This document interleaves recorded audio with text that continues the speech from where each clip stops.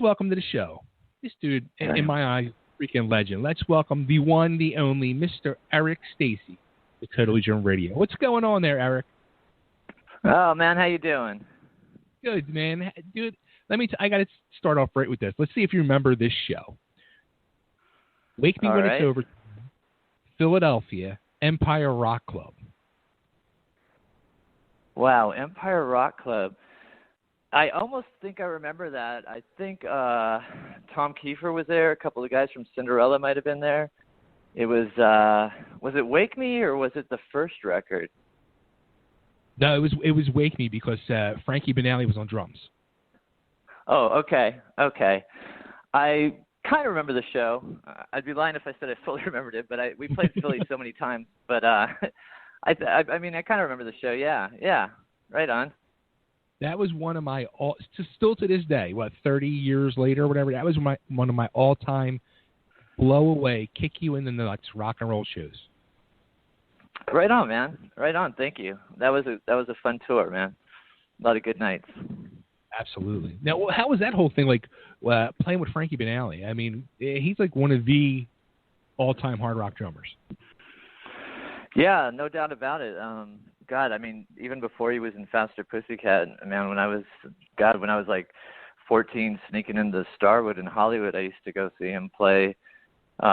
He was in a band called Trapeze, and he was he'd been playing around Hollywood for a long time, had a reputation as one of those solid, heavy, hard hitters and stuff, had done a lot of cool shit. So, when we found ourselves lucky enough to have him playing with us, it was cool. I mean, it was great for me as a bass player. It was great, man. I mean, he's just, he's everything advertised, man. He's played with Wasp, Quiet Riot, on and on and on. And, yeah, man, for me, it was like playing with John Bonham. What was interesting is the night that whole unfortunate thing went down and we had to call him to come out, literally he had 24 hours notice, learned the songs on the plane, and showed up in Minneapolis, and basically I went into the theater with him, and we just maybe had an hour to run through the stuff. And for years, I don't know what had happened to it, but for years I had a video of that show, and I used to watch it, and I was like, damn, man, for 1 hour on the 1 hour rehearsal and what he learned on the plane, it was pretty amazing. It sounded really cool, so it was great. Now, how about Mr. Mark Michals? Has he ever been found? Is he still MIA or? Yeah, I get asked that a lot. Actually, I think somebody asked me that today on Facebook or something, and I wish I had a better answer. I just don't know what happened. Really, doesn't seem like anybody really kind of knows what happened. I don't think any of the guys in the band have talked to him or know what's going on. I mean, we did a reunion last year and we were talking about it, and I don't think anybody's really talked to him or heard from him, unfortunately. I mean, it's a real unfortunate kind of thing that went down and whatnot, but I wish I knew more. I get asked that a lot. I just don't have an answer. Unfortunately, wish I did. You don't even know if he's alive or dead then. That's true. I mean, sad to say, but it's true. There's been so many rumors, and the last thing I heard about him was that he was in Venice, and this was like 2002 maybe, that he was in Venice, skateboarding around Venice Beach, California. I think somebody said that he might have been roommating with Chris from Funhouse, the old band Funhouse from LA, and that was the last thing I actually heard about him. Wow. So, yeah, it's weird. It's definitely weird. Now, another thing too with Faster Pussycat, which always blew me away, like when you guys did that second album, Wake Me When It's Over, when it came out, it also came out around the same time as Skid Row with Sleep and Grind and LA Guns with Cocked and Loaded. And at that time, three of those bands were like my favorite bands. And you guys all came out with a second album. And I was scared to death because, a lot of the times when that second album came out, like the record companies made you guys go a lot softer and commercial and just wuss the bands out. And the three of you bands all came out like balls to the walls and got heavier, and I was blown away. And I always wondered, like, did the record labels have that talk with you guys specifically, like that they wanted you to make you go in like an assaulted direction, and you guys went the opposite way, or? Well, I mean, I appreciate you saying that. No, actually, kind of really what happened was when we first got signed, well, I'm pretty sure Elektra didn't have huge expectations as far as record sales go. We were initially kind of like, it was kind of like a sign them for a low budget and just see what happens. And, if we take a loss, it will put it down on our taxes, what kind of, that kind of thing. And so when we went out there and worked our asses off and, for the first record, we went out for like a year straight and, really worked hard, toured our butts off, got some really good tours. We were out with Motorhead, Alice Cooper, David Lee Roth, Kiss, all these bands, and we did some headlining tours and whatnot. So what happened was Elektra would have been happy. I mean, we found this out later, of course, but Elektra would have been happy if the first record did probably 50,000 copies. They would have considered it a success. So when we turned around and sold 250,000 copies, it kind of opened their eyes, and it kind of made it so that when we went in to do Wake Me, we had a lot more kind of say in the direction of the music. And we took our time, and we went through some different producers. And so for us, Wake Me was kind of like the first time we had, the budget to do what we wanted. They put us in a really cool studio. Well, it's not around anymore, but it was called Cherokee Studios, where it got everybody recorded back in the 70s, Rod Stewart, Kiss, Michael Jackson. So they put us in a great studio with a great producer. They gave us a good budget, but they didn't, ever sit down and go, hey, you have to do this or sound like that or write this. It was really kind of up to us. So it was cool. I mean, we definitely exceeded expectations on the first record, and that it opened it up for us to do what we wanted on the second record, pretty much. That's awesome. Yeah, I mean, from the opening notes of that album, I was like, oh yeah, we're on. This is it. Let's do this. Right on, man. Right on. Thanks. Yeah. I consider it a high point musically for Faster, for sure. I think it was our best record. And it's crazy too, like with the whole, like when Whipped came out back then, like I wasn't into it. And now I love listening to it. Huh. That's interesting. Well, I mean, different tastes, different times, I suppose. I know that like when Whipped came out at first, people I think it sort of went over the heads of a lot of fans. I know it was weird because from the first record to the second record, even though there was a huge leap musically, it still was that bluesy rock and roll kind of a little bit more heavy than the first record, but it was still in that Aerosmith kind of heavy bluesy sound. And I think with the third record, we took like huge leaps and bounds musically, trying different things, a little bit of funk, a little bit of this, a little bit of that. And, I think the playing was really awesome on Whipped. I think it was, a band, you could tell it was a band that had been around a long time and had done a lot of shows, and it had grown as musicians and songwriters. But I think at the same time we might have went over the heads of some of our fans at the time. But, we just did what we did and what felt right. And that's what came out of it was Whipped. So I think it's a great record. I don't know. I do too. It's funny, and I think that was totally it. Like it went over my head, and I think as time has gone on and I've matured, like now I've caught up to the album finally. Right. Well, that makes sense. I mean, like I said, for fans that were expecting maybe a follow-up to Wake Me sort of musically, I could see where it's sort of, I don't know, I could see where like a fan might have put it on and gone, whoa, what the hell? This is like kind of really different. But I think it was still Faster Pussycat. I mean, it was obviously still Faster Pussycat. I think it was just five guys with different influences all kind of contributing to the stew, and sort of, that's what came out. But yeah, I mean, there's definitely some different stuff on there. I admit there's a couple songs on there that I'm not totally crazy about. But for the most part, I think it's a great record. I really do. So, I think the playing's great. I think it also had to do with like times were changing. The whole Seattle grunge thing was coming up. The whole industrial thing was really big, and so I think maybe there was a little bit of that influence in our songs at the time as well. So that might have been a little bit of a curveball to some people, but it's still Faster Pussycat for sure. Absolutely. Now, how about you had already mentioned too, like in the late '70s, sneaking into the Starwood to see shows and all. I mean, you were like 14 or 15. Like nowadays, you would never see something like that happen. Like, and it seems like back in the '70s, it was going on all the time. Like young guys and girls all sneaking into the LA clubs back in the day. That's true, man. That's true. It's funny because, God, people always, they'll talk about like a time in LA and a scene and stuff, and I'll always think, like, man, if you had only seen it back when I first saw it, when I was, 13, a friend of mine, another guitar player, that was in some other bands one band that went on to get signed called Johnny Crash, this guitar player named August.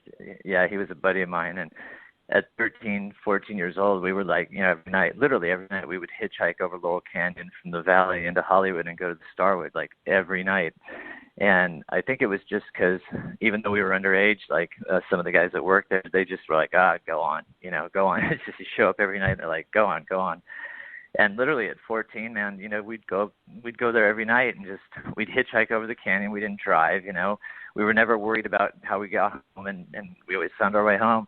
And it was just one big adventure, but it was so cool, man. Back at the Starwood, back in the 70s, you'd see bands like, early Quiet Riot, even Van Halen when they were still called Mammoth, Wolfgang, just all these really great bands. And it was a different time. I mean, for me, it was like adolescent Disneyland or something, and, tolerances were different back then. I mean, people, put up with different, a lot more stuff back then, but it was a really great time. And there were so many good bands. I mean, every night there was a good band coming in there. And I mean, from local bands, from bands that came down from San Francisco, there was a band that used to come down from San Francisco called Benny and the Jets. And these guys looked like 5 Rod Stewarts on stage and, just rocked the house. And there was a band called A La Carte from Orange County, this 3-piece. And literally, I mean, God, they were just friggin' amazing. The guitar player was like this little Steven Tyler looking dude with a Les Paul Jr., and they were like this 3-piece Southern Boogie Woogie band. I mean, like ZZ Top meets Aerosmith or something. And the drummer, his name was Brian O'Brien, and literally, like, Tommy Lee stole every trick in the book from this guy. I mean, this guy wore the little leather short shorts before Tommy did it on the whatever tour that was, and just everything, And there were just a lot of great bands. It was an awesome time. It was an awesome time to hang out, and that was my formative years in Hollywood, So, and that was when I used to see Frankie play, and you name it, Quiet Riot. Saw Aerosmith at the Starwood under an assumed name. What was it like seeing Randy Rhoads back then? It was great. I mean, everybody knew that he was the guy. All the chicks dug him. He was an amazing player. I mean, he commanded a presence, and it's like, I remember when I used to go see Quiet Riot play with Randy, it was like, that's what I want to do.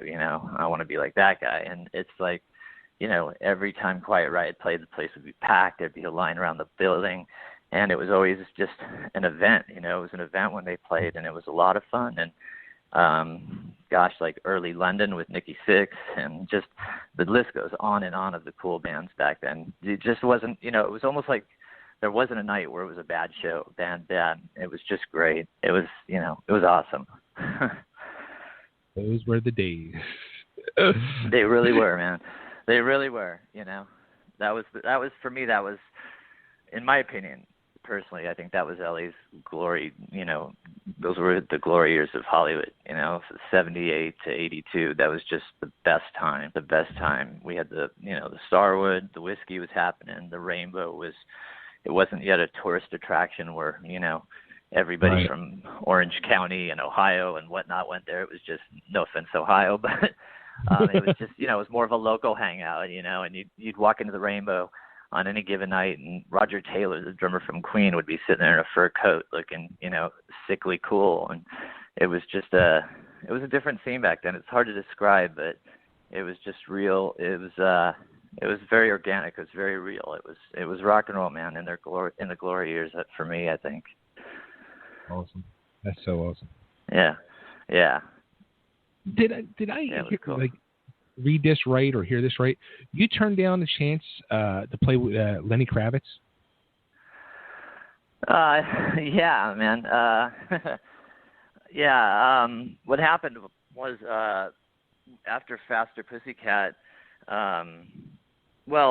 Yes and no. I mean, the story is basically after Faster Pussycat, I started a band with Brian Damage from Kix and Pat Muzingo, the drummer from Junkyard. We had a band called the Rhythm Slaves, and it was, just after Faster, and it was kind of like, I guess me and Brian wrote all the tunes, and we were trying to get back to that bluesy rock and roll sound that we really loved, that everybody had kind of gotten away from, and we had put like a lot of work into it, and things were going really good. We started playing a lot of shows that were really well attended. We had a manager, and we were really close to getting a deal with Polygram. And so basically what happened was I got a call from Craig Fruin, the management company for Lenny Kravitz. And, I mean, this is at least what I was told by them, was that he was looking for a bass player and that I was like one of three bass players that had been mentioned. And, was I interested in auditioning? And at any other time, obviously I would have jumped at that, But at the time, me and Brian had been working really hard on getting the Rhythm Slaves a deal, and we felt like we were really close, So basically, I know it sounds stupid. Basically, I was like, look, I'm really flattered, but, I've got this band, and it's really close to a deal, and I've been working really hard. And, at the time, I don't know, it sounds foolish now, but at the time I was like, I've been working really hard. Thank you, but no thank you. And what really sucks was like a couple weeks later, I think it was, that the band kind of basically played its last show and fell apart. And then I called back and I was like, yeah, I want to do that audition. And they were like, well, he's got John Paul Jones from Led Zeppelin playing with him right now. And I was like, okay, can't argue with that. Wow. So that's how that went. Yeah. Right. That is. Yeah. I guess it's a thing, it's one of those timing things, right? Absolutely. So, too, I think I saw, I think somebody posted on your page actually today. It was 29 years ago today, the first Faster Pussycat album was released.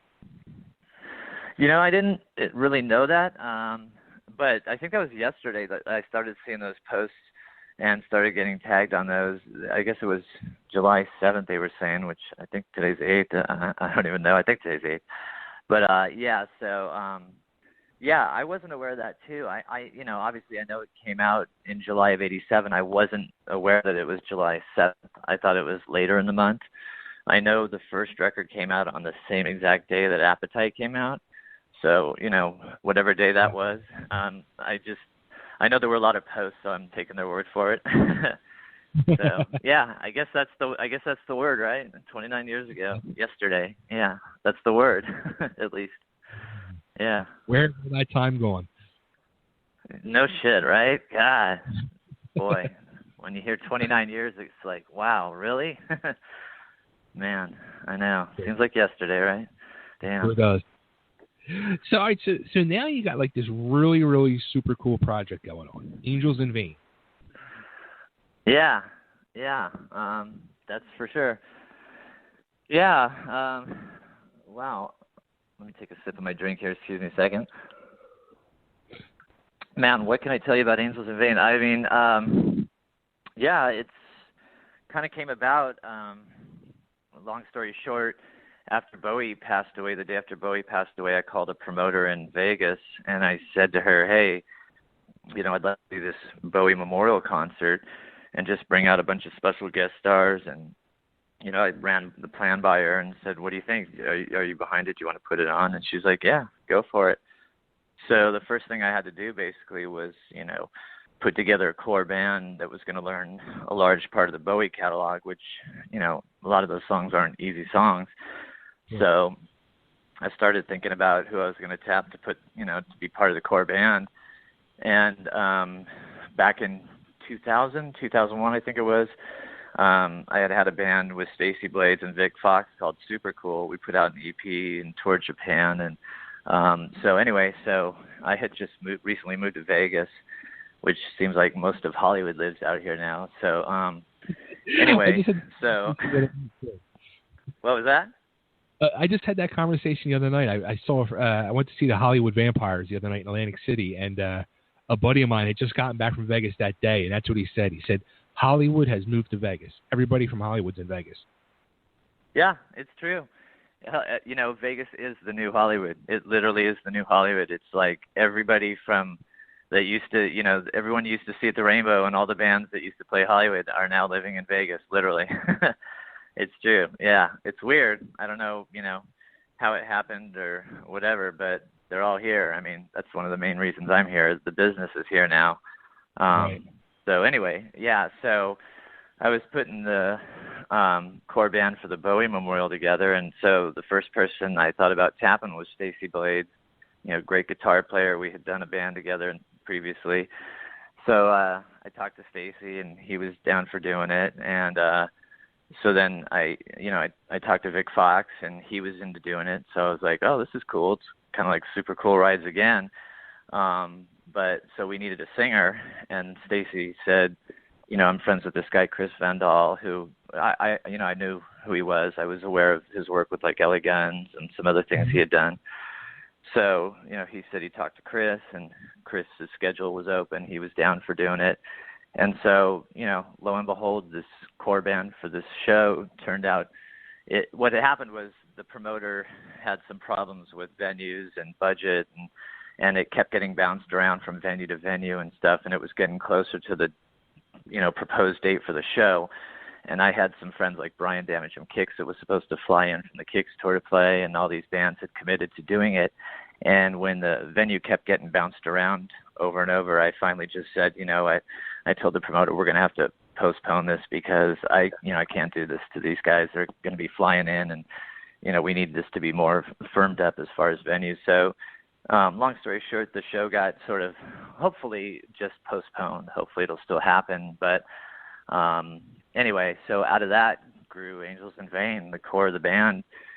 You know, Stacy said one day, hey, have you thought about, you know, maybe we'll do something after this show's over with this group? And I said, you know, Stace, I was thinking that this is a really great band. And so that's basically how the seed was hatched. And then, you know, we heard, you know, Chris was like, I've got these originals that I've been working on with my guitar player, Taz. They used to have a band called Cherry Street together back in the day. And me and Stacy checked out the tunes that they had been working on for the last couple of years, and they were just really good, heavy, hard rock songs. So we just were like, wow, that's great material, and we just all kind of got along really good and just decided we were going to take it from there. And that's pretty much how Angels in Vain was born. That was the inception of it. And, you know, it's the way it happened, too, like the way it hit, like, usually you would think like you guys would have leaked something out, like you guys were working on something, but it was like all of a sudden this announcement comes out, Angels in Vain, and there's the promo pics of you guys, there's all these cool looking logos, like everything was there. And it's like, wow, like how long were these guys working on this? Yeah, it's kind of funny that you said that because it hasn't been going on that long. It really happened so much so fast, but literally like we first kind of started, it was really kind of the beginning of April where we took it from the inception of a Bowie memorial show to actually doing a band. But what we all had agreed on was, let's keep this just between us. Let's kind of keep it under wraps because, you know, we didn't want to go out there and start touting a band and saying who was in the band if we didn't know that it was going to have some longevity, if it wasn't going to be a real deal. You know, we didn't want to go, oh, this guy and this guy and this guy, we've got this band and these are the dudes in it. And then like, you know, 2 weeks later something happens and it fizzles out. So what we did is we all kind of decided, look, let's keep this under wraps, keep it between us, we'll get together, we'll write, we'll, start doing the things the band does, but we really won't talk about it. And then Chris does all the artwork. So Chris Van Dahl, he put together that teaser video and the logos and stuff. And so what we all decided was we all kind of went, okay, this Sunday coming up, we're at 1:11 p.m. We're all going to drop the teaser video on our Facebook pages, and we're going to finally just announce this thing to the world. And so that's what we did. We kept it hush-hush, and then at 1:11 on this particular Sunday, we all just kind of dropped the teaser video on our Facebook pages and announced, put the logos up and said, here we are, this is the new band that we got. And it was crazy. I mean, it was like literally like the next day, the following day, it was a Monday, we were scheduled to do a video shoot for the first single, 1973. And we were over at the studio working on this video, and somebody went, hey, man, Angels in Vain is like, you guys are trending on Facebook right now. You have 10,500 watches of this, of this video, this teaser video. And we were like, holy shit, man. It's just like, I mean, it took off like a friggin' rocket ship. And what's weird is we don't have a publicist. We didn't hire anybody to do publicity. But like within days, like you were saying, of that thing coming out, like press in Russia and Sweden and Italy and just all over the world started writing all these articles, and we're like, holy fuck, it's like we just kind of sat back and we're just amazed, we were just like, holy shit, so it's kind of like, wow, tighten up your seatbelt, get ready for the ride, I suppose. So yeah, it's been amazing, man. It's just been a trip. It's funny too, because I was wanting to approach you on Facebook like for months. I kept saying to myself, I think I'm going to reach out to Eric Stacy, see if I can get him on the show. And then I was like, fuck, I got to get him on the show now. Right? Yeah, man. Better talk to him now, right? Fuck.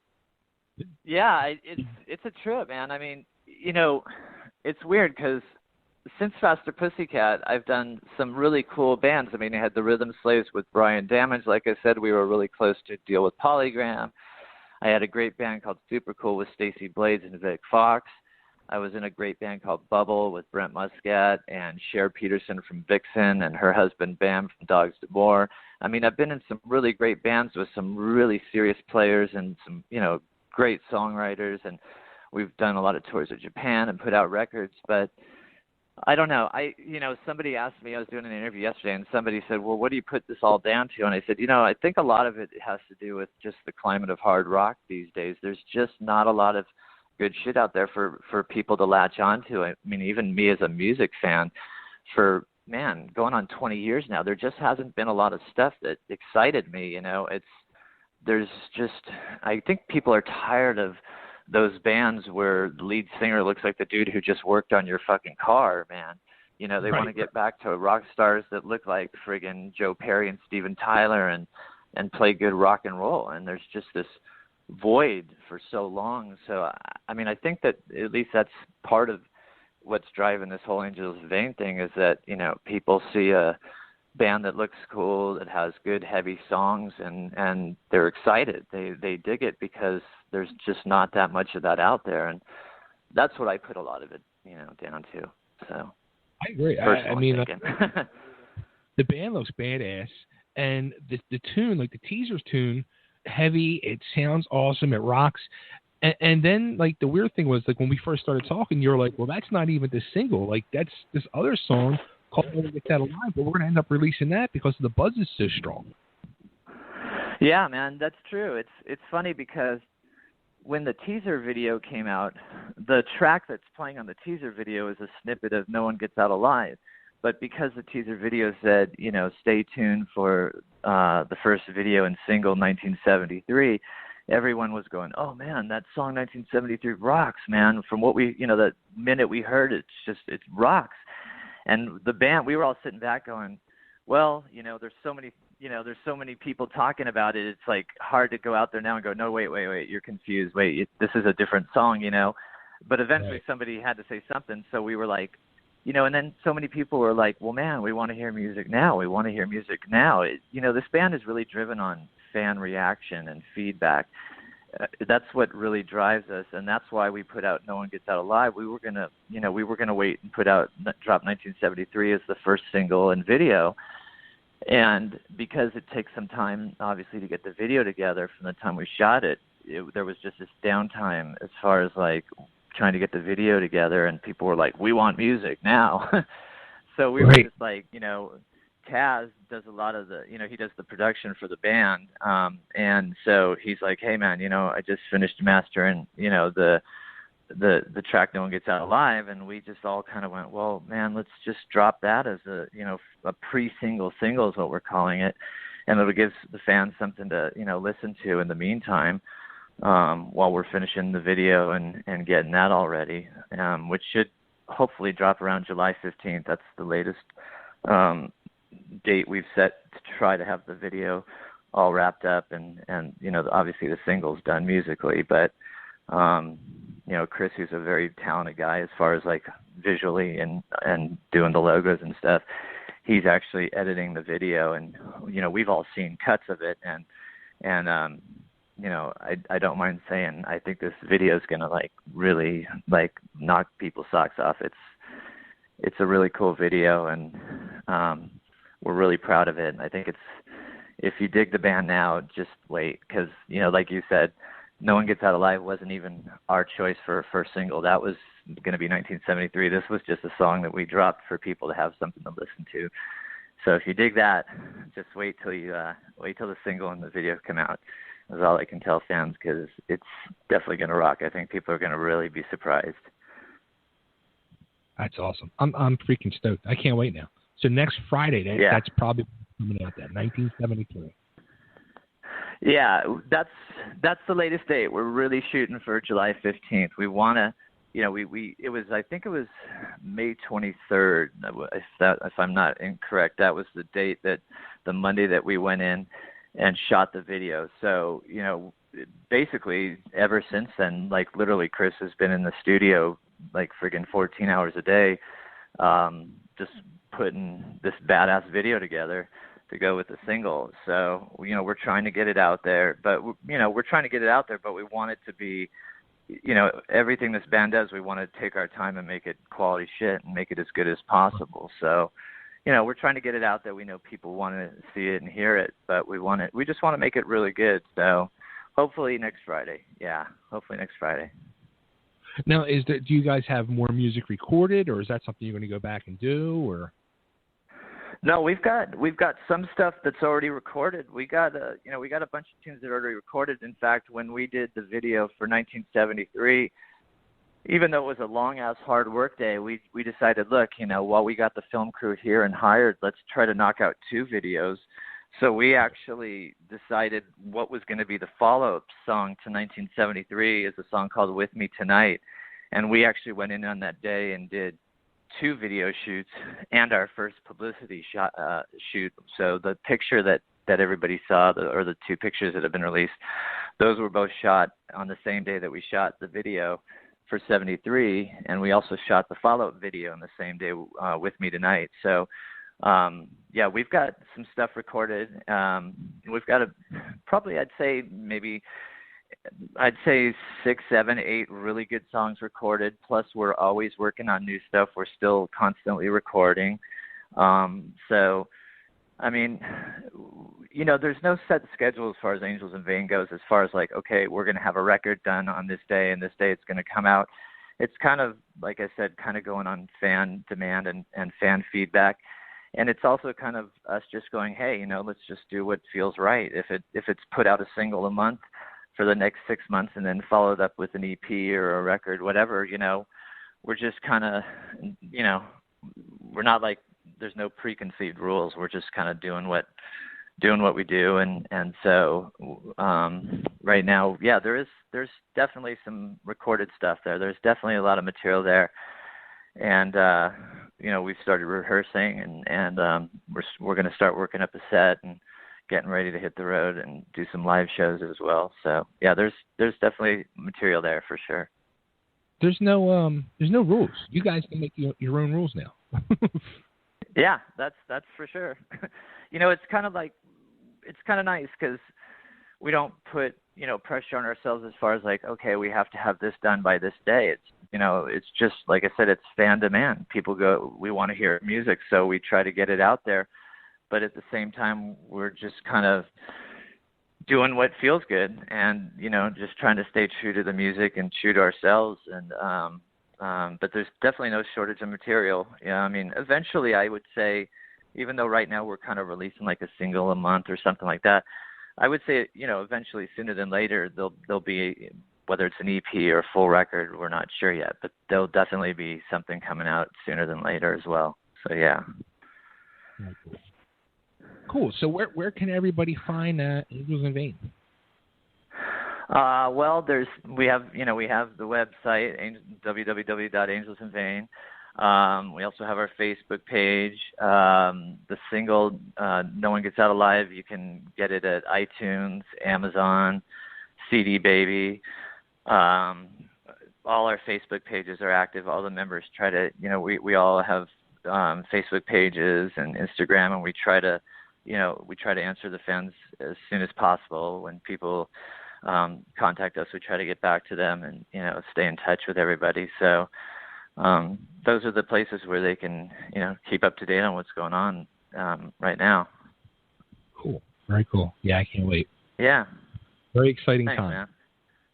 Yeah, it is. It really is. I think this band's going to do a lot of cool shit, and I think people are really going to dig it. Stand by, because there's a lot of good stuff coming out. I can tell you that for sure. From what I've seen, there's going to be a lot of great stuff released.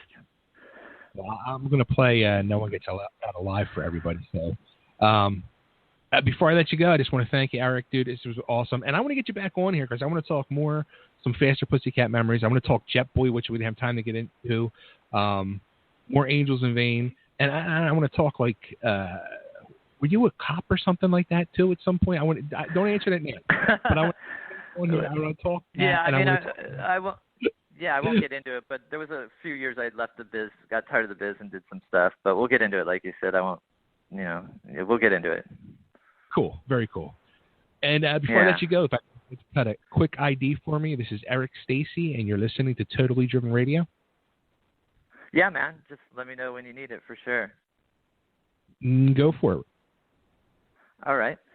Hey, this is Eric Stacy of Angels in Vain, and you're listening to Totally Driven Radio. Don't change that song. Awesome. Thanks so much, man, and let's do this. Let's play this for everybody. And I'll be talking to you soon. Right on. You got it, man. Anytime. We'll